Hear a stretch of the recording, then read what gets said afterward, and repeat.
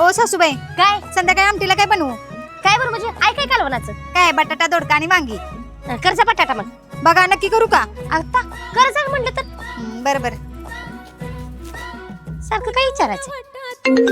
अगं bye मैत्रीचा phone लय दिवसांनी आठवण आली. हॅलो बोल की काय म्हणतेस? लय दिवसांनी आठवण आली तुला. होय, करावं म्हटलं फोन तुला. काय करतेस? काय नाही बघ बसल्या. आता काय बाई, सून आहे तुझी चांगली, सगळी कामं करत असेल घरातली, रोज चमचमीत खात असशील, त्यामुळे निवांत आहेस. अगं कुठलं चमचमीत आलंय? ती आल्यापासून चमचमीत काहीच ना बघायचं ना मिळत नाही. अगं रोज उठायची बटाट्याची आमटी खायची.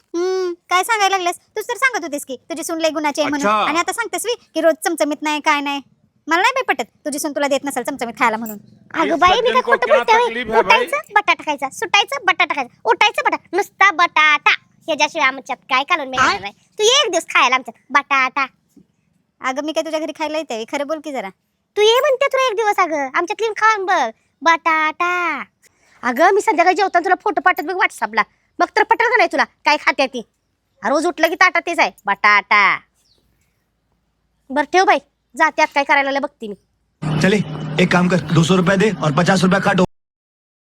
ये फंस गया सीएम.